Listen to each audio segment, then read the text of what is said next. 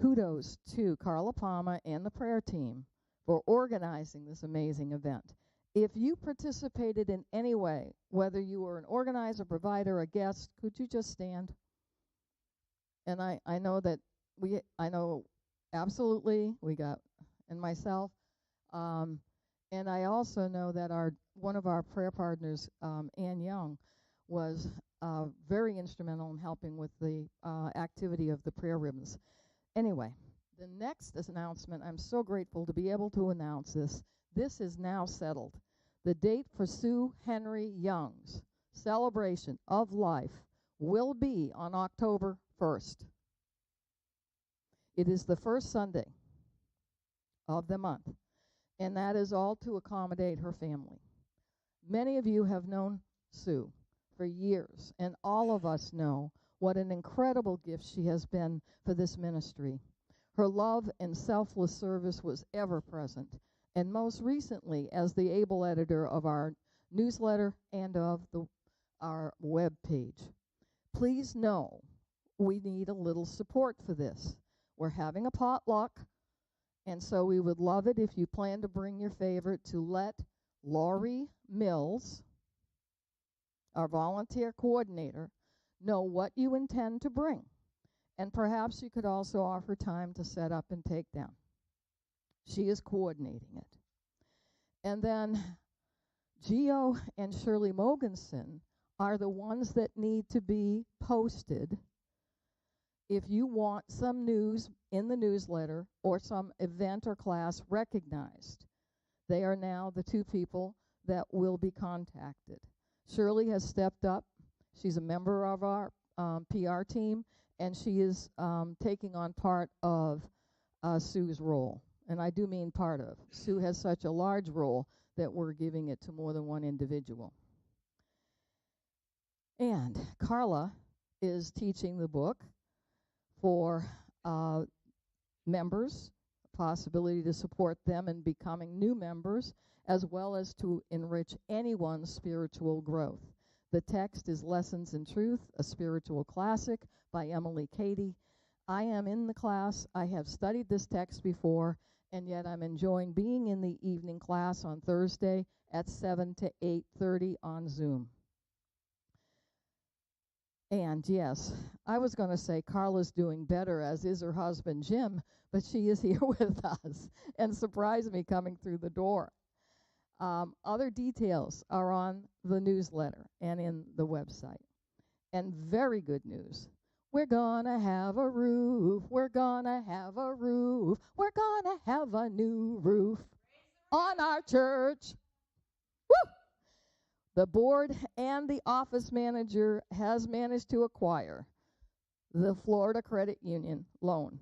It is finalized. And the people who are going to do the work are from Alachua, the Worthman Company, and they have been contracted, and you may have even seen their sign out front. It is done. If you don't know what an amazing accomplishment this is, I've been only familiar with the history 5 years now of Unity of Gainesville, but for those 5 years, I know this has been a concern, a new roof, and we are now accomplishing. Thank you for your prayers. Thank you for your intention to allow this to come to fruition. Oh, and of course, massive, wonderful support for donations. This, you may not have seen it. I had never seen it before. The Power of One Accord, 7 spiritual keys to harness energy in the boardroom. I want to simply say that this book is being read by your board as we're having a board training facilitated by its author on September 30th. And the reason I'm even mentioning it is that it's a good read. And it doesn't have to be for the boardroom. These are 7 keys that can be used in our lives anytime we're working with a team or in a group. It's great food. Charlene Manuel is now chair of Unity Worldwide Headquarters, leading the Worldwide Board of Trustees. She's the first African American to ever hold this position, and she has been a senior minister and pastor for 22 years at the Unity of Miami. And there's like 6 other pages of her accomplishments. We are just so blessed because she is going to host this meeting, this training, for the Board of Trustees at the Shambhala Center in Gainesville. Carla, thank you so much for reaching out. And now the Daily Word will be read by Kristen Rick.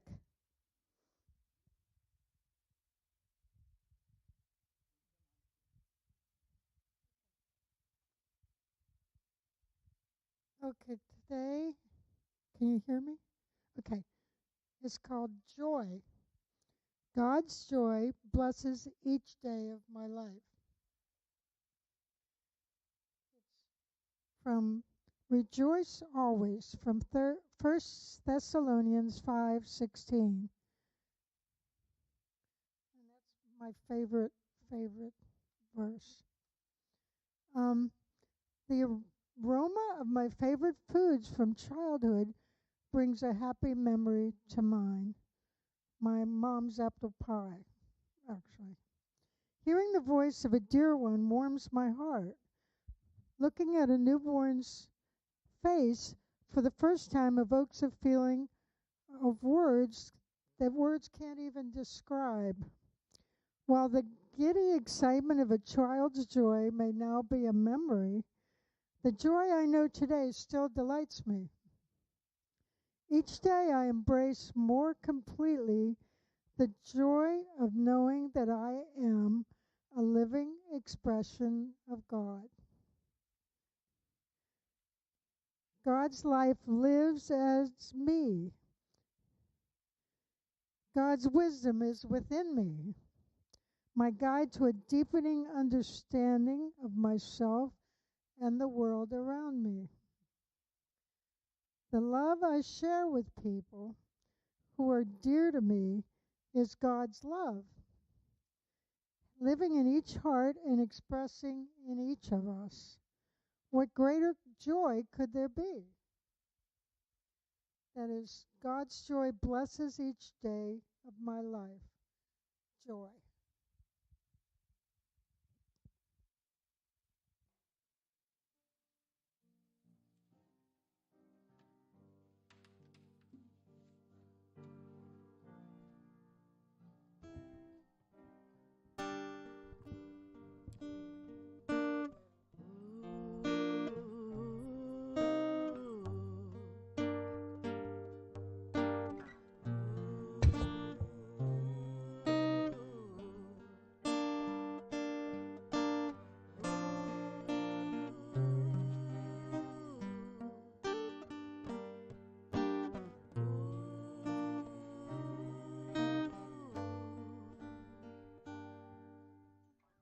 First light at the starline, heading into deeper space. Touchdown on the green one, the center of the sacred place. Flying in as a diamond, landing on the brighter grass. Gently giant approaching, eyes lock in timelessness. You are me. I am all I see. Knowing ocean eternal, a star is a doorway to truth. Freedom of drop ripples out, once held back now bursts through. Weightless and with soft eyes, skin is shed and wings unfold. Laying down the last treasure, I lift off, nothing to hold. You are me. I am all I see. You are me. Light is all I see.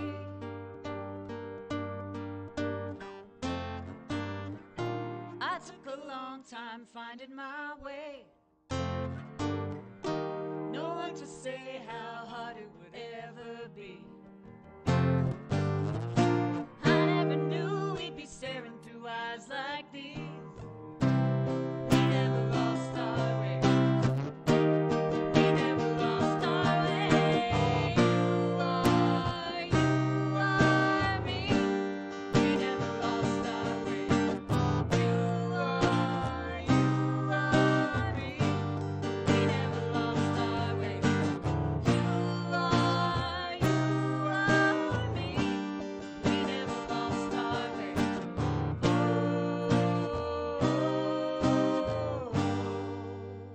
I am home.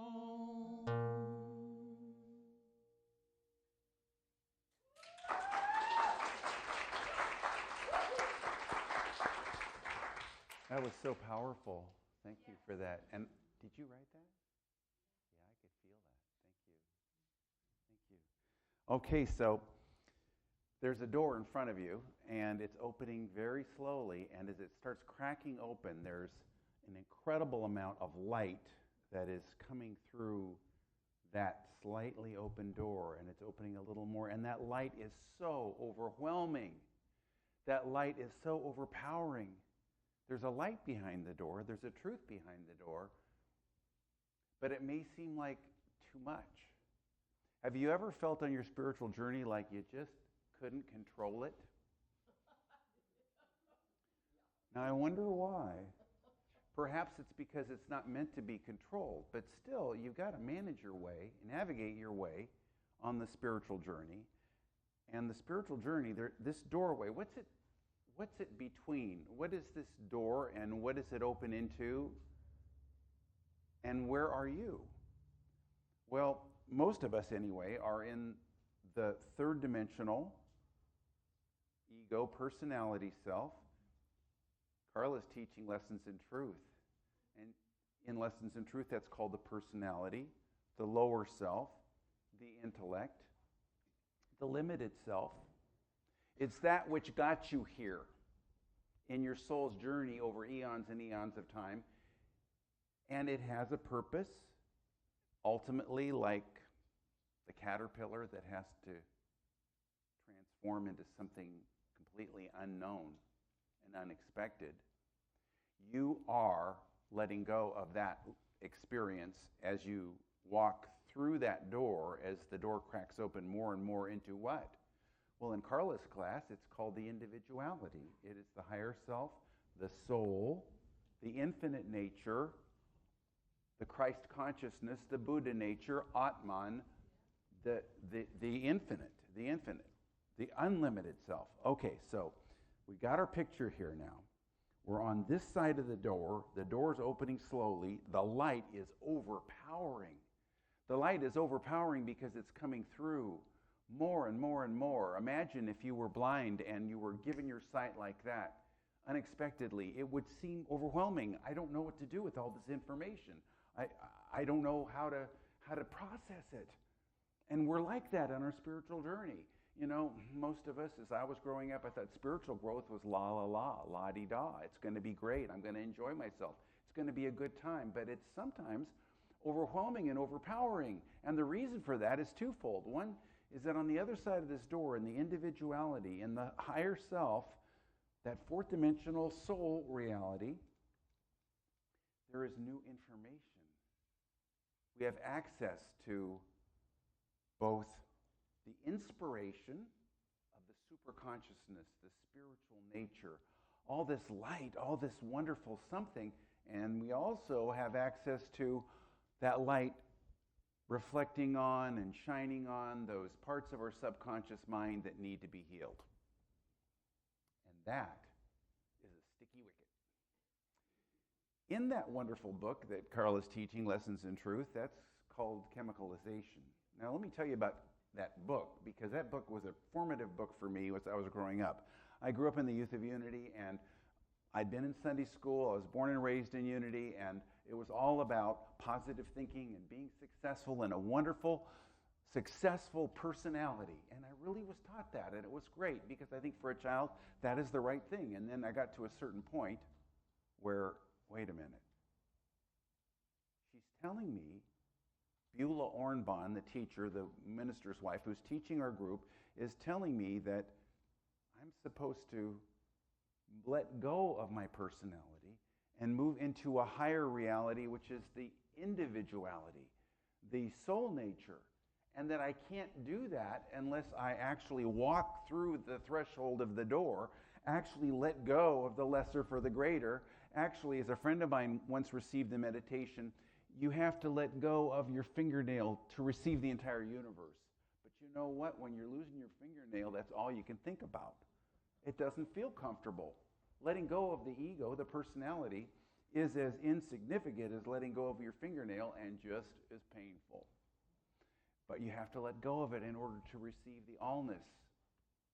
And so as I learned this, I was shocked because I thought I was just supposed to be happy and positive and good and successful and go, go, go. Go, Greg. And then she said, no, there's something more. I'm reading in Lessons in Truth that I've got to let that go. And I was mad. I said, what, did they lie to me? Is this what spirituality is about? Because the light from behind that door is so bright. When you realize that, oh my gosh, there's this something. And then I found something else in that book. And taking the class here with Carla, there's a chapter in there called chemicalization. Now, let me tell you about chemicalization. When I grew up and I took that class, it wasn't in the book. What we call, I'm talking out of school here, what my ministerial school teacher, Gary Jones, called the correspondence school ladies took it out of Lessons in Truth after Charles Fillmore died. Actually went in and took that entire chapter and some other things out of Lessons in Truth because it was too negative. Don't tell me that I have to look at anything in my subconscious mind because that's negative. And they took it out. We were in ministerial school and we were all undergoing the upheaval of the transformation of our consciousness. The truth behind the door was shining in and it was overwhelming to us. And somebody in my class discovered that there was a lost chapter in Lessons in Truth. And somebody made copies of it. We all read it because the Unity Library was there. We were able to get a copy of it. And it helped us so much. And suddenly we realized, my gosh, it should be put back in the book. So a group of us went to the powers that be and said, you got to put it back in the book. And they did. But for 30 years, there was no chemicalization. Chemicalization is what happens when the light shines in, when the new energy comes in of spiritual awareness, and it activates the stuff in the subconscious mind that we don't necessarily want to see. The truth will set you free, but first it will shake you up. And this is what the spiritual path, this is the, what's the word? It's the dirty little secret of the spiritual path. You've got to be willing to take a look at yourself. You've got to look in the mirror and see. It's both the inspiration and the beautiful light that comes in, and that light actually comes down and then reactivates all the stuff that needs to come up for us to heal and release. If we didn't know that, like we were in ministerial school, we start thinking maybe there's something wrong with me that I'm going through this process. But there's nothing wrong with you that you're going through this process. It's a natural part of the process. You're not crazy. It's okay. But you do have to manage your way through it. You get support inwardly. You get support in a spiritual community like this. You get support from Lessons in Truth and spiritual teachers and all kinds of things. But you still have to go through it. Yea, though I walk through the valley of the shadow of death, I will fear no evil, for thou art with me. It doesn't say, take a spiritual bypass around the valley of the shadow of death. You know, most cities you go through, here's Interstate 10, and then there's Interstate 210 that goes around it. And I want to take 210 because I don't want to go through it. The valley of the shadow of death, are you kidding me?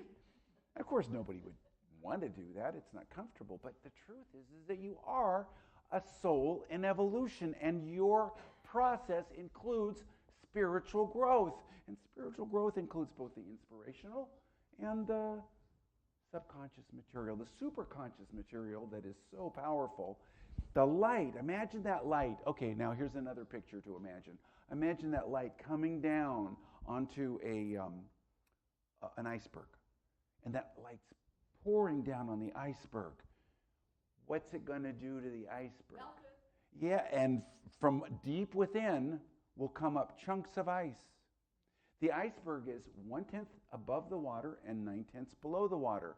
Just as you are 1/10 conscious above the water, but 9/10 of you is subconscious. It's that part of you that is beneath the water that needs to come up, that is made up of all the patterning and the thinking and the feeling and all the stuff that is there that has to be chemicalized or released and allow it to surface. And then what does it do? It melts into the ocean of the allness of the superconsciousness, the beingness.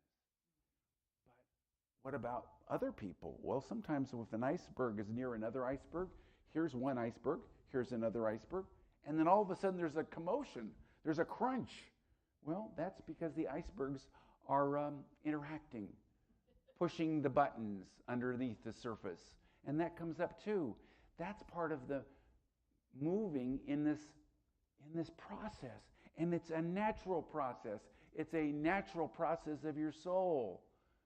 And there are ways to navigate that. Now, last time I was here, I had this chart, and I didn't even refer to it during my entire talk. Hello. But this time I'm going to do it because this is a wonderful tool that you can use. It's called the spiritual thermometer. And you can imagine your consciousness as a bulb thermometer from 1 to 10. And remember those bulb thermometers? And they had a little red mercury going up through it. And from 1 to 5 to halfway, there's a line. And beneath the 5 is called the ego, called the personality, called the lower self. It's not bad, it's not evil, but it is limited. It's the emotions, the limited self, the ego, the drama, the fear, the danger. And when you are in that consciousness, and you can discern this, do not make any decisions, do not act. Lift your consciousness above the 5. You see, above a 5 is your soul, your individuality, your I am presence, your Christ consciousness. God, there's a million things that people call this. That's why all world paths are one ultimately, inwardly, because they're all talking about the same thing. This is where you're headed and who you are. You're already that in potential. Inside, that's what you already are, but in terms of realizing and expressing it more and more each day. So here you are. You're in your stuff. The ice chunks are coming up from the subconscious. You're dealing with maybe another iceberg, another person, or maybe you're just dealing with your own subconscious material. And you say, what do I do? How do I manage this? This doesn't feel good. Ask yourself, where am I on the spiritual thermometer? Where am I right now? Maybe close your eyes and ask, where am I right now? Well, I'm at about a 4. Yeah, I feel kind of down. I'm kind of out of sorts. It's not too bad.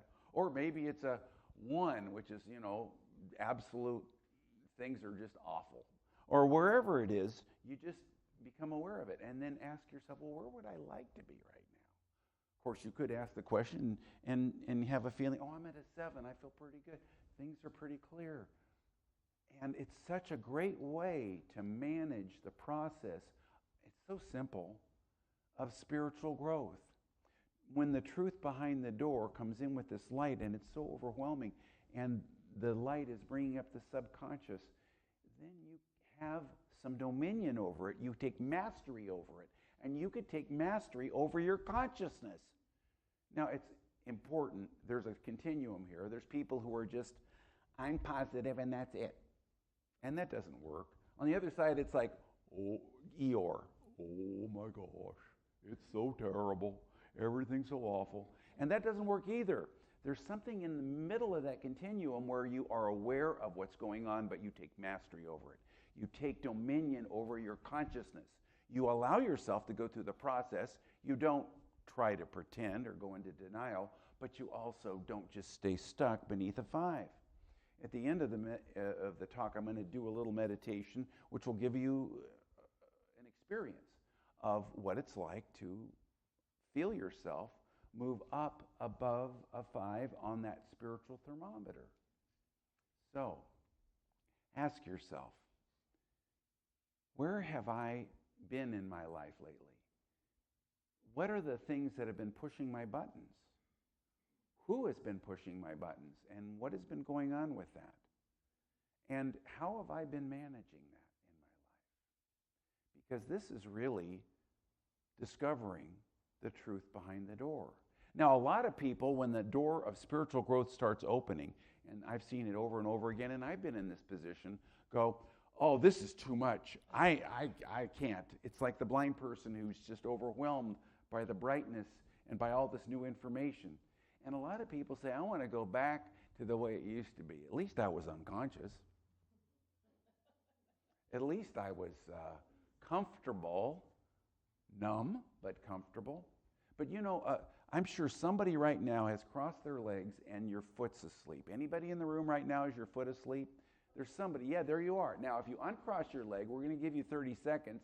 And what's it going to feel like? It's going to feel weird. That's what happens when you start becoming conscious. The circulation of your soul starts happening, and it's pins and needles.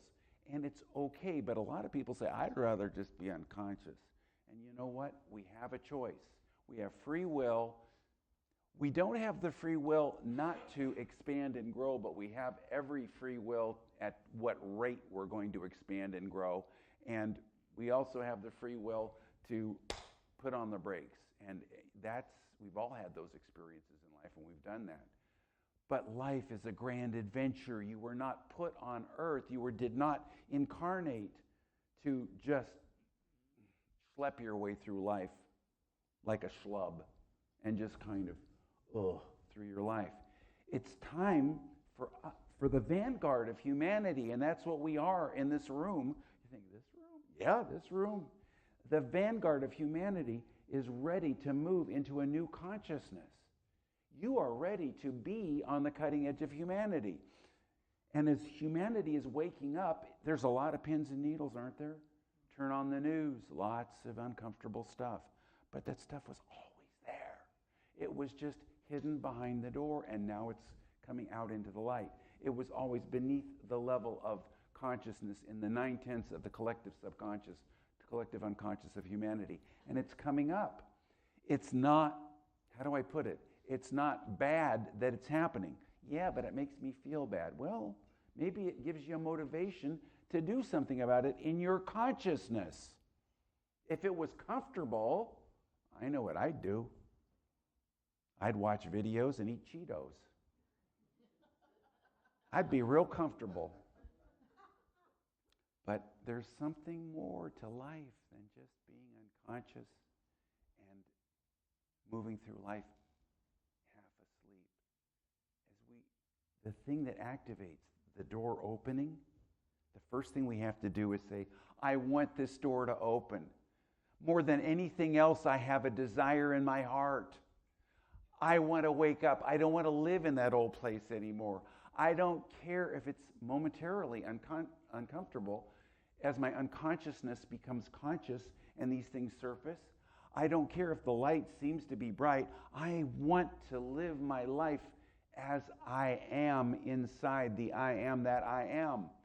That desire of your heart that you express, that desire is the key that opens that door crack a little more, a little more, a little more. Now I want to share something else about that. It's a gradual, incremental, step-by-step process. It isn't a good idea to just slam the door open. You couldn't handle it anyway. It's not the way it's designed. But you will, in incremental stages, have a little more light, a little more light, a little more of the unconscious material come up, a little more of the light coming down, and you awaken more and more and more, and that 9/10 unconscious beneath the iceberg, beneath the surface, becomes 8/10. You become 2/10 conscious, and 3/10 conscious, and 4/10 conscious, until you awaken more and more and more. And what is being fully conscious? Well, in the East, they call it enlightenment. They call it awakening. They call it Christ consciousness. They call it, I don't know what you want to call it. You can call it peanut butter. It doesn't matter. But whatever it is where we're headed. Charles Fillmore said, we are souls in evolution, and we came into this lifetime to awaken, and we're all headed there. We get a choice as to how quickly we want to progress. We get a choice as to whether we want to put on the brakes And I hear people saying that, and that's okay. It's their prerogative. But after the end of this physical life, you get to take stock over your life, and you'll not want to be in the position of looking at it and going, yuck, I didn't take my opportunity. I heard an interview with a man who had fallen in a rock climbing accident, and on the way down on the rock, on the face of the rock as he was falling, he said that he had his entire life pass before him in those few seconds. He had his entire life review, and when he hit, he actually said it out loud, yuck. And when he came to, and he had his near-death experience, and he came to, and he got back in the saddle and got back in the swing of things, he said his whole life was changed because he never wanted to have that experience again of going, yuck. He wanted to know that he'd taken the opportunity, that he'd seized the moment, he had seized the day of his soul's evolutionary journey and awakened to the potential of who he was. Well, we're all on this journey together, and we've got to manage our way through it. We have to take dominion over it. We take mastery over this experience through our choice. But first, let's close our eyes and get in touch with the desire of our heart for spiritual awakening, to be more awake, to be more present in the now, to experience all the joy and all the love and all the potential, the infinite intelligence, the harmony. This is what the desire of our heart is for, to awaken to the truth of our being, to know the truth behind the door, step by step and moment by moment to open that door in little stages, incrementally, but to desire it with all our heart, to love God with all our heart, soul, mind, and strength, to see this as the treasure in the field, the pearl of great price, to be willing to give up our fingernail for the universe. And now we just do a little exercise as we manage this journey. And we ask ourselves, on this scale of 1 to 10 on the spiritual thermometer, where am I right now? And it's okay, wherever we are, just accept what you see, or what you feel. Or if you don't see or feel anything, guess, because you're probably right. And just kind of feel what that feels like, with no judgment, just whatever. And then ask yourself, well, where would I like to be on the spiritual thermometer? So if you're at a 4, maybe you'd like to be at a 7. I don't know, but wherever that would be. And now imagine that your consciousness is lifting up the spiritual thermometer, and feel yourself growing lighter, more spacious, more open and expanded as you move up that spiritual thermometer. And feel what that feels like. And be aware of how that feels.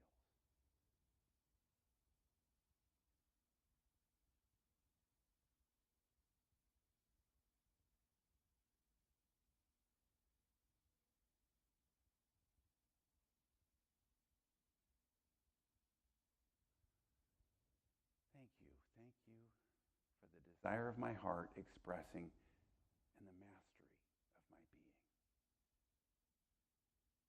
And so it is.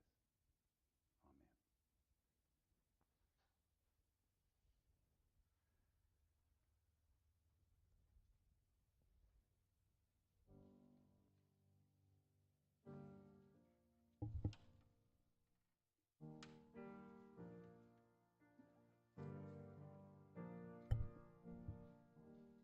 Y'all can sing with us. Oh, oh, oh, oh, oh, oh, oh, oh, oh. So the words are oh.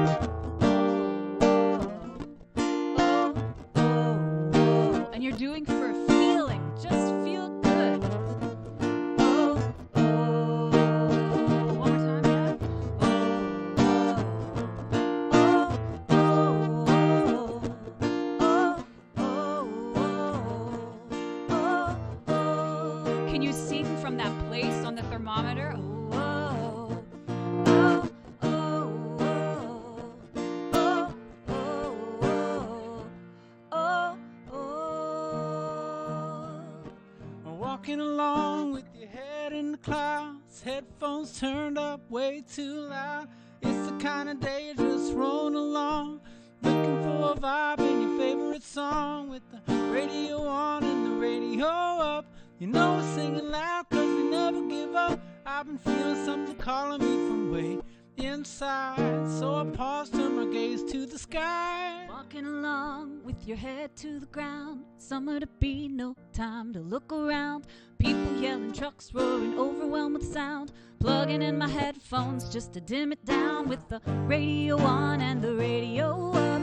You know we're singing loud 'cause we never give up. I've been living in the fast lane for way too long. Time to slow it down, might be time to move on. 'Cause I know there's so much more to life than this. Remembering to give thanks each day we're blessed. And how can you make extraordinary things from an ordinary day? Staring at the sun, time has just begun. Arms as open as the sky. Maybe now it's time to fly from this ordinary day.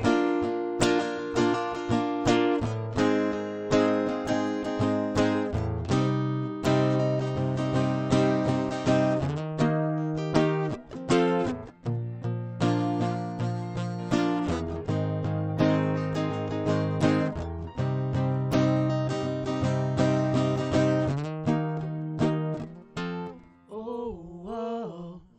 Oh, oh, whoa. Oh, oh, whoa. Oh, oh. Just like it doesn't matter. Oh, whoa. Oh, oh, whoa. Oh, or like it's fun. Whoa. Oh, oh.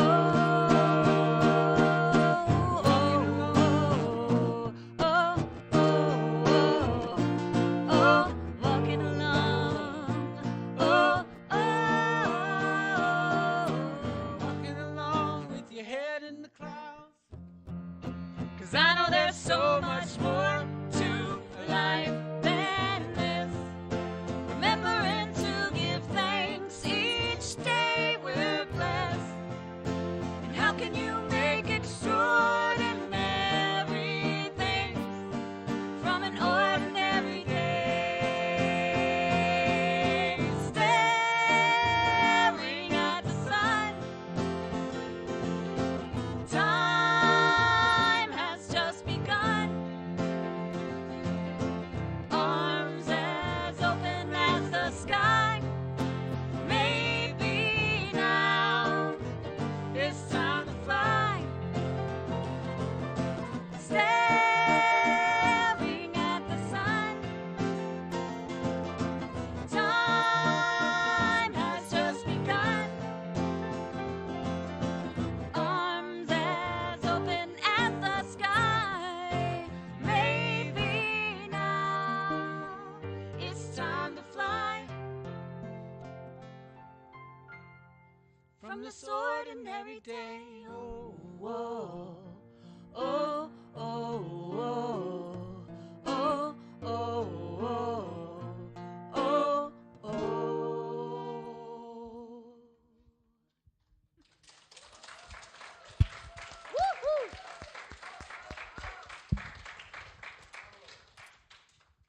And that's with just one mic. They've been having a little bit of an AV issue today. And so again, you just raise the thermometer, and I want to say thank you, and thank you.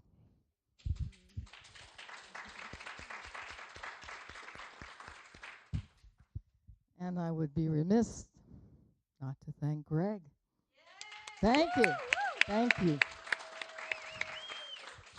Indeed. And now it's the time of the offering. offering, or the offertory is the formal word for that. As Paul in 2 Corinthians 9:7 suggests, let us give freely from the heart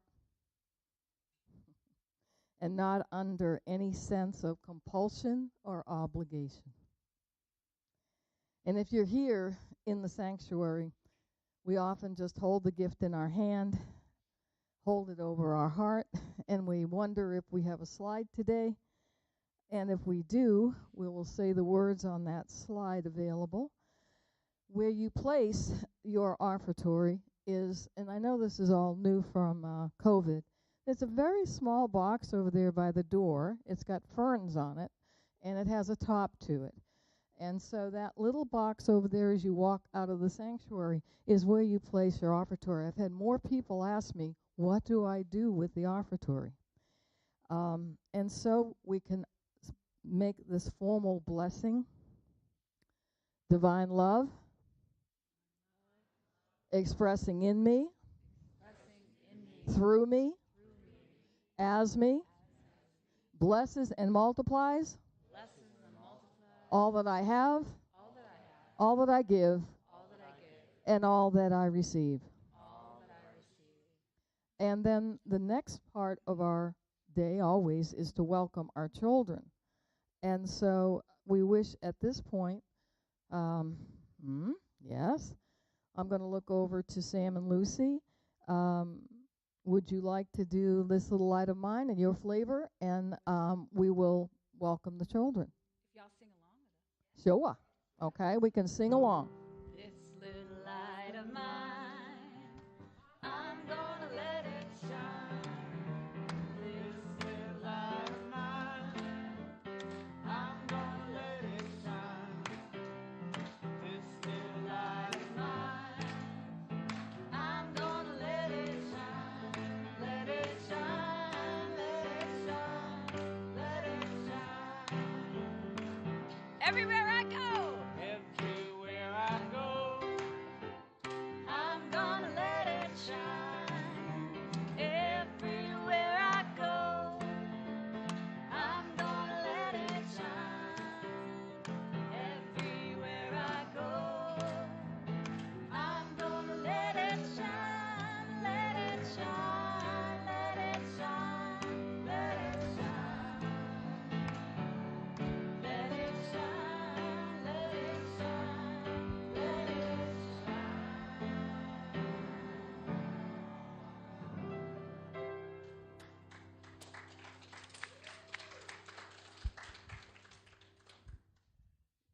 Yay, Gators, first of all.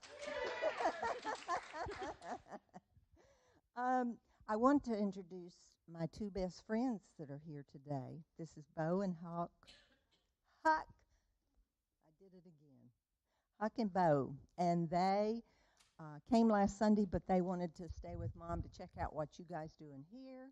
So today they came and we played games and we had snacks. They didn't have snacks in here, did they? I got you beat. Today we were talking about order, again, since that's our power. And on the table, I had plates with all kind of things in it. Quarters in one, pennies in one, tangerines in one. What else do we? Pencils. All kind of different things. And they had to line up for our youngest to oldest, go around the table once and look at everything. Then they could go around the table again and pick one thing. Then we went around the table again and picked one more thing.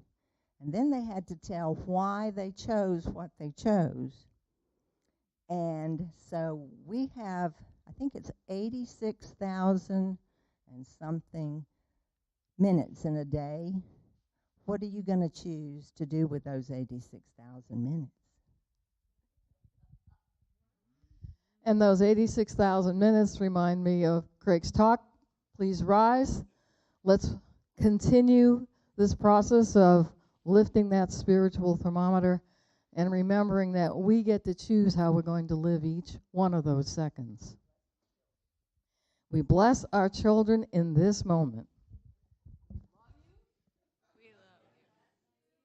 Bless you.